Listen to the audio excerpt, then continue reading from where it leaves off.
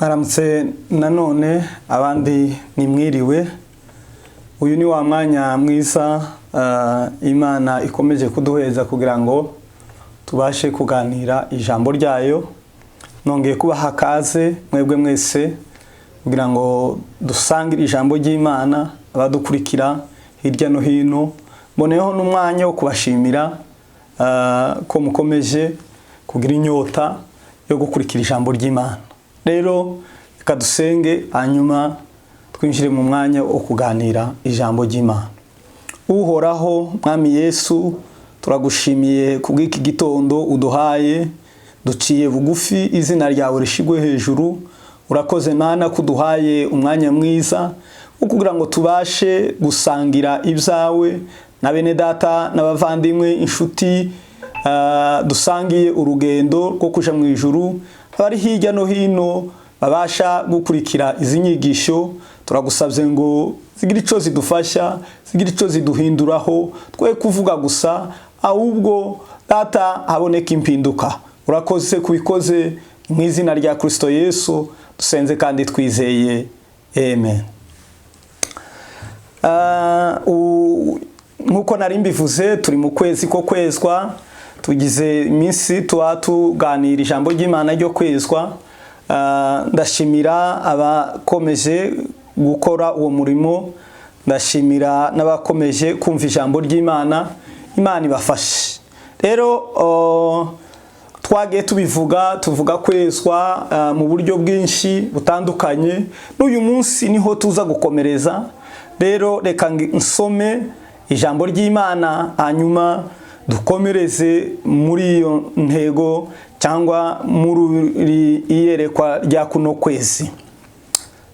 Dusome ubutumwa bwiza bwa Matayo ibice 11 n'umurongo wa 28.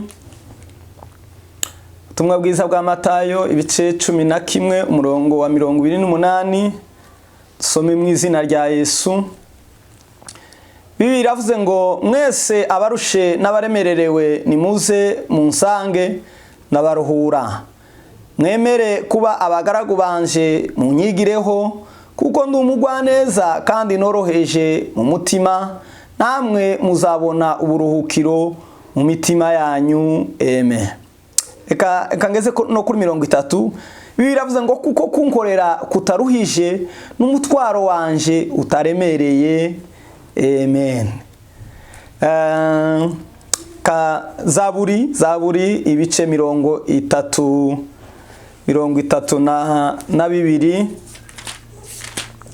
32 Zaburi duhere ku murongo wa mbere. 32 duhere ku murongo wa mbere n'uwa kabiri. Bibiliya iravuze ngo hahigwa uwababariwe ibicumuro bye, ibyaha bye bigatwikirwa.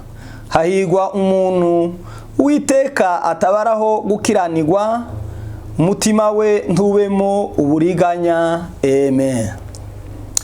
Dusoreze muri cya gice turimo dusoma cyane cy'Abaheburayo ibice 12 umurongo wa 14. Bibiliya iravuze ngo mugire umwete wo kubana n'abantu bose amahoro n'uwo kwezwa, kuko utejejwe atazareba umwami Imana. Amen. Uyu munsi rero turaganira kwezwa, ariko kwezwa nibwo buzima bwo kuramya Imana. Kwezwa nk'ubuzima bwo kuramya Imana, kuko niho tuvuye gusoma. Twavuze kwezwa ibyo ari byo. Hezwa wakiriye agakiza n'ubuntu, ariko kwezwa n'ubuzima, ni process, n'ubuzima bwa minsi yose bw'umukristo. Rero umukristo Imana yamuremeye kuyiramya no kuyihimbaza. Nta kindi Imana yaturemeye kugira ngo tubashe kugira icyo dukora niki ni ukuba mu buzima bwo kuyiramya no kuyihimbaza. Kuramya Imana rero no guhimbaza Imana ntabwo ari ibi abantu bavuga, ntabwo ari ibi dukunze kubona kenshi ngo dufite igiterane cyo kuramya no guhimbaza Imana. Oya, kuramya Imana no guhimbaza Imana ni ubuzima bwo kwezwa. Ubuzima bwejejwe nibwo buzima burimo kuramya no guhimbaza Imana. Ubundi ntawaramya Imana ari imbata cyangwa arushe cyangwa aremererewe n'icyaha icyo ari cyo cyose. Umuntu arushe, ari imbata, aremererewe, uwo ntiyabasha kuramya Imana z'ukuri, ntiyashobora kuramya Imana. Sema amen. Imbogamizi zituma abantu bataramya Imana neza nuko Satani hari ibyo akibabatishije. Niyo mbogamizi ikomeye, imbogamizi ituma abantu bataramya Imana by'ukuri nuko hari ibyo bakibaswe, nuko hari ibyo Satani akibabatishije. Kandi intego ya Yesu, sema amen, intego ya Yesu yazanywe no kugira ngo abature abantu nibamara kubatuka batakigize ibibabase, babone kwinjira mu buzima bwo kuramya no guhimbaza Imana. Umuntu utarabatuka, umuntu ukibaswe, uwo nguwo ntiyabasha kuramya, ntiyabasha guhimbaza Imana. Yesu yaje kugira ngo abarushe n'abaremererewe bakugwe iyo mitwaro, ababaswe, abakigize ibibabase babatuke, bave mu buzima bwo kubatwa. Nibamara kubatuka babone kwinjira mu buzima bwo kuramya no guhimbaza Imana. Sema amen. Niko bimeze, kuko niyo ntego nyamukuru ibyazanye Yesu. Uranihanganira? Iyo niyo ntego nyamukuru y'ibyazanye Yesu, kugira ngo abantu bagire gute, babashe kubatuka, bave mu bubata, hanyuma binjire mu kuramya no guhimbaza Imana. Tiworamya Imana tukibaswe n'ikintu icyo ari cyo cyose. Iyo umuntu abaswe n'ikintu, reka mbereka urugero. Nimba umuntu akibaswe n'ubusinzi, n'imbata y'ubusinzi, ni ukuvuga ngo afite ikindi kintu kimubuza kuramya, kandi kiriya kimubuza kuramya ni ikigirwamana, n'icaramya. Ubwo Imana ntiyobangikanywa n'ikindi kintu. Imana abaririmbye neza baravuga ngo yararanye na Dagoni, ngo Dagoni buca yagize gute, buca yaguye. Imana ntiyobana n'ikindi ngo usinde numara usubire uramye Imana, ntibishoboka. Ubwo kiriya cy'ubusinzi ni ikigirwamana ufite, n'ububata bukubase butotuma Imana ibana nawe. Ntiworamya Imana ukibaswe n'ubusambanyi. Ubusambanyi ni ikigirwamana kikubuza kugira gute, kikubuza kuramya Imana, kikubuza kwegera Imana. Ntiworamya Imana ukibaswe n'uburozi. Uburozi ni ibigirwamana, ni ukutiringira Imana. Sema amen. Ibyo ni ibintu bifatika. Ni ukuvuga ngo afite iyindi Mana, afite ikindi kigirwamana, ikigirwamana yemera, aramya, yiringire, yizeye, abwira, azi ko ari cyo kimurinda, azi ko ari cyo kimuheza urubyaro, azi ko ari cyo kimuheza amahoro. Icyo gihe uwo muntu ndiyoba aramya Imana by'ukuri. Umuntu utarezwa, umuntu utarabatuka, umuntu udakiranutse, uwo nguwo ntashobora kuramya Imana. Tiworamya Imana mu mutima wawe huzuyemo ishari n'ububata bukubase. Ishari ntiryotuma uramya Imana, ishari ntiryotuma wifuriza icyiza mugenzi wawe. Icyo gihe bikubujije kuramya Imana, bikubujije gutekereza Imana, bikubujije kwegera Imana. Tiworamya Imana ubaswe no kutababarira cyangwa no gukunda iby'isi cyane, gukunda iby'isi kuruta.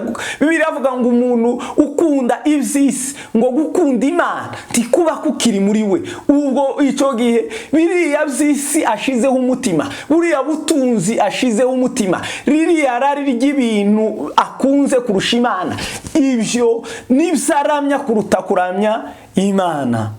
Sema amen. Pawulo yandikiye Abaroma ibice 6 n'umurongo wa 20 aravuga ngo ubwo mwari mukiri imbata z'ibyaha ntimwatwagwaga no gukiranuka. Ubwo abantu bari bakiri imbata z'ibyaha, icyo gihe abantu ntibatwagwaga no kugira gute no gukiranuka. Kuramya Imana ntikwari kukiri muri bo, barimo bagenda badakiranuka kubera ko ari imbata z'ibyaha, kubera ko hari ibindi bintu bibabase, ntibokiranuka babaswe. Sema amen. Impamvu abantu batabatuka by'ukuri niki? Ni ikibazo nyabaki utekereza kibuza abantu kugira gute kubasha kubatuka by'ukuri? Kugira ngo umuntu abatuke by'ukuri ntabe akitwagwa n'ibyaha, nuko abashe kuguhura na Yesu. Uwahuye na Yesu wese yarabatutse. Sema amen. Uwahuye na Yesu ntabwo yamusize uko ameze. Uwahuye na Yesu ntabwo akimeze uko yari ameze atarahura na Yesu. Uhuye na Yesu araguhindura.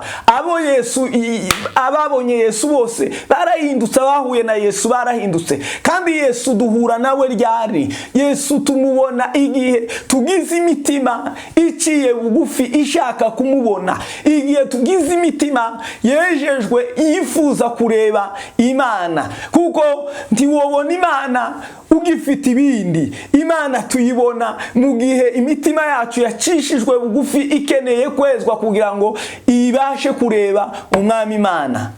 Sema amen. Bibiliya yavuze ngo kuko utejejwe atazabona umwami Imana. Utejejwe uwo ntiyohura na Yesu. Utejejwe ntiyabona Yesu. Uwejejwe abahuye na Yesu. Kandi uhuye na Yesu wese arabatuka, ntaguma kumera uko yarari atarahura na Yesu. Nimba ushaka guhura na Yesu mwene data, ica bugufi, ezwa, gira umutima wo kwihana. Niwihana uzahura na Yesu. Sema amen. Kandi nuhura na Yesu uzabatuka. Tuzaba ukimeze kwa kundi, tuzaba ukiri imbata y'ibyaha, tuzaba ukibatwa no kudakiranuka, ahubwo uzaba ubaye ukiranutse kuko Yesu yakugezemo. Rero hari icyo abantu batekereza ngo turamya Imana mu buhe buryo? Kuramya Imana buri mu buryo bwinshi cyane. Kuramya Imana biri mu nzira nyinshi. Turamya Imana, reka mvuga uburyo bubukeya, uburyo nka bune, ariko ni mu buryo bwinshi cyane abantu baramyamwo Imana. Uburyo bwa mbere turamyamwo Imana, turamya Imana iyo dusenga. Sema amen.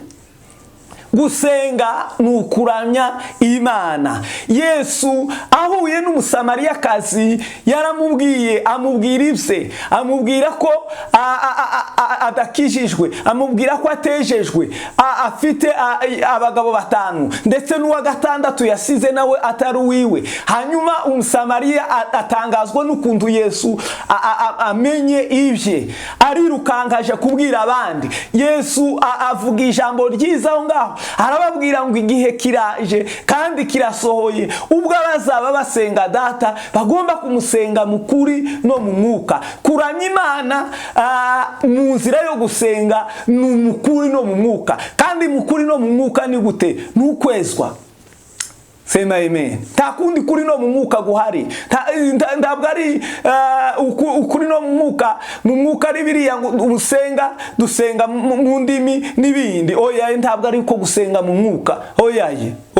Pawulo yanabivuze, haravuga ngo ni muvuga mu ndimi hatarimo n'abazisobanura n'urusaku. Ntabwo icyo gihe bazabacecekeshe. Siko gusenga mu kuri, siko gusenga mu mwuka. Gusenga mu kuri, gusenga mu mwuka ni igihe umuntu yiyejeje, ni igihe umuntu yitandukanyije n'ibibi. Bibiri ijambo ry'Imana rirambwira ngo nimba tudafite umutima uducira urubanza, turatinyuka tukaza imbere mu maso y'Imana, turatinyuka tukaza gusenga, turatinyuka tukaza kuramya Imana.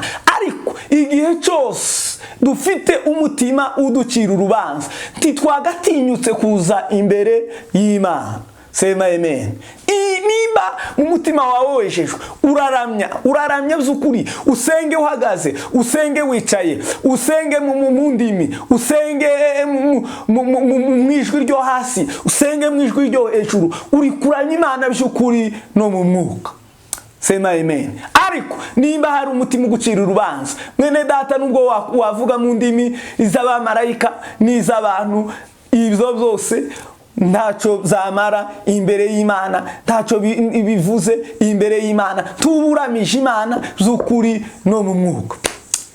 Cya kabiri, turamya Imana mu buryo bw'indirimbo. Twasomye ijambo ry'Imana muri Zaburi ya 32 uhereye ku murongo wa mbere. Haravuga ngo hahigwa umuntu wababariwe ibicumuro bye, ibyaha bye bigatwikirwa. Uwo ni utinyuka kuza kuririmba. Kuririmba si amajwi ya ritonatanoro, kuririmba si ubuhanga. Oyaye siko kuramya Imana. Hari abari mu kuririmba baririmba bavuye gusambana, ntabwo baramya Imana. Arategura igiterane, arategura konseri yo kuramya no guhimbaza, abyite gutyo, ariko mu mutima we ni urusaku. Biravuga ngo amajwi n'ibindi bitarimo kwezwa. Icya mbere ni urusaku imbere y'Imana. Icya kabiri ni ikizira, gusenga kutuzuye kwezwa, kuririmba kutuzuye kwihana ibyaha, ni urusaku imbere y'Imana. Nta kuramya by'ukuri birimo, nta kuhimbaza Imana biri muri ibyo ngibyo. Ariko nimba dutinyutse, nimba twihanye ibyaha, nimba twarababariwe ibyaha byacu, turafite umugisha, turi abanyamahirwe, turahiriwe, turatinyutse kuza kuririmbira Imana. Turaririmba imyuka mibi igende, turaririmba ubwiza bw'Imana bumanuke, kuko nta mutima uducira urubanza, kuko turi kuramya Imana z'ukuri no mu mwuka.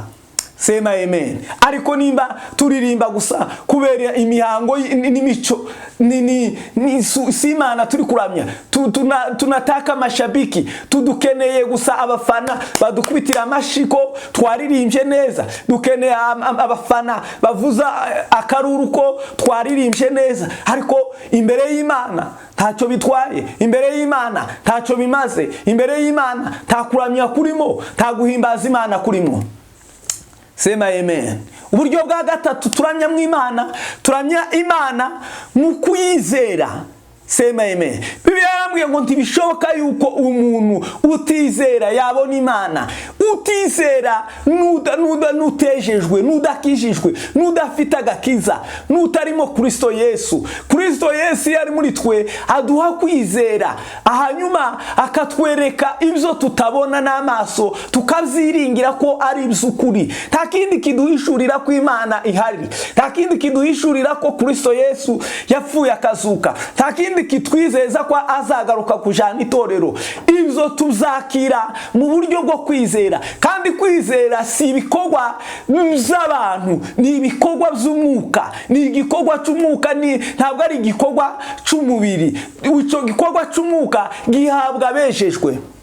Sema amen. Gihabwa abizeye, gihabwa abakiranutsi, gihabwa abafite abuzuye kuramya Imana by'ukuri no mu mwuka, abuzuye gukiranuka. Abo nibo bazi ko hari ubundi buzima, abo nibo bazi ko hari ubugingo, abo nibo bazi ko nyuma ya bino hari ibindi byiza bategereje mu bwami bw'Imana.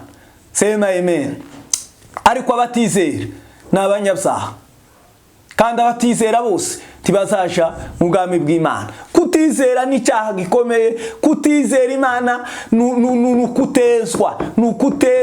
Mwihane kutezwa, mwihane kutizera Imana. Imana ishoboye byose. Kristo Yesu yarapfuye arazuka, turabyizeye. Azagaruka, ni isezerano yadusigiye, turabyizeye. Tuzabana nawe mu bwami bw'Imana, turabyizeye.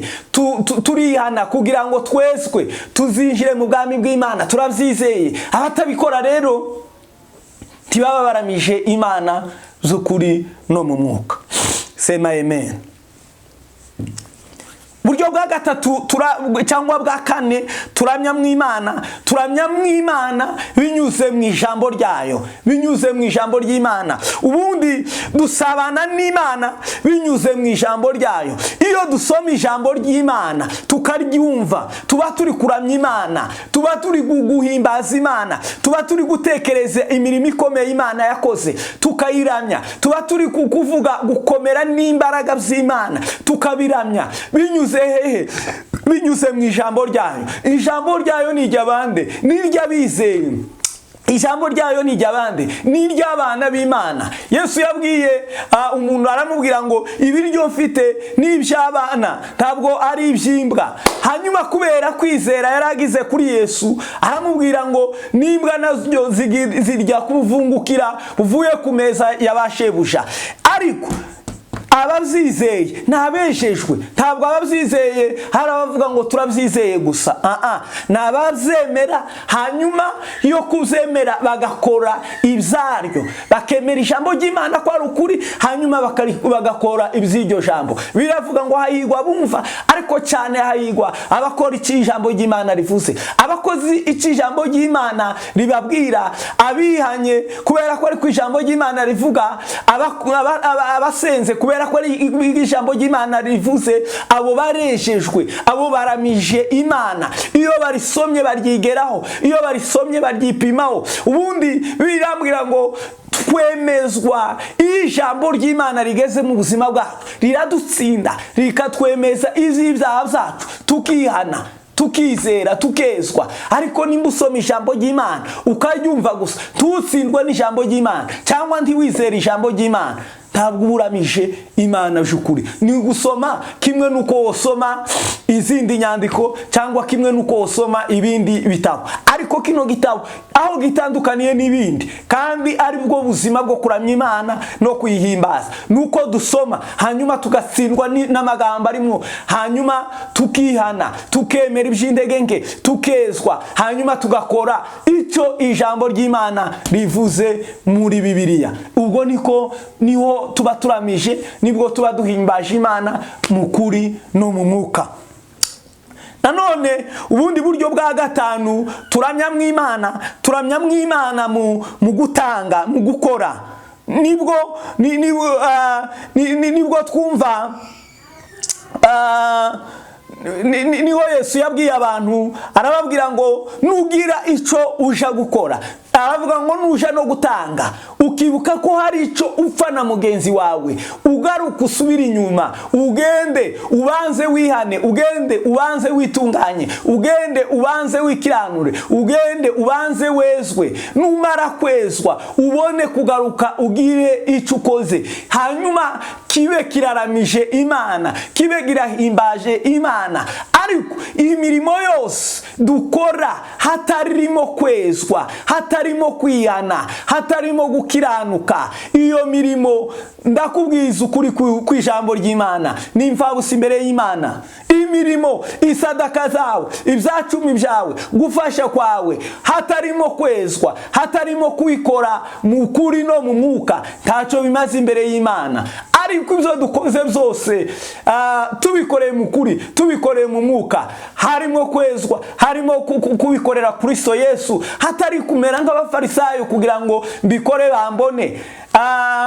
Izo nizo dutegerejemo ingororano. Aho niho tuba turamije Imana. Yesu yabwiye abantu, arababwira ngo mwandyarya mwe, mwabafarisayo mwe, mukora kugira ngo abantu babarebe, mukora kugira ngo mushimwe n'abantu. Arababwira ngo ibihembo byanyu byamaze kuboneka, byararangiye, ni kwa gushimwa n'abantu. Iryashimwe ry'abantu mwabonye nuko. Ariko abakoze badashaka gushimwa n'abantu, abakoze bakiranuka, bashaka guhesha Imana icyubahiro, bejejwe kubera urukundo bakunze Imana, abo ngabo Yohana yaranditse aravuga ngo imirimo yabo ijane nabo ibaherekeje. Sema amen. Iyo mirimo bakoze bayikoreye Data, bayikoreye mu mwuka, bayikoreye Imana, bayikoreye bakiranutse, baramije Imana, bahimbaje Imana bakiriho, ibyo bakoze byari ishimwe ry'Imana. Yesu yigeze kubabwira ngo, Bibiliya yarambwiye ngo Yesu azababwira ngo nari ndwaye muransura, nari nshonje murangaburira, nari nambaye ubusa muranyambika. Kubera ko umurimo wose umuntu yakoze akiranutse, uwo murimo tuzibagirana imbere y'Imana.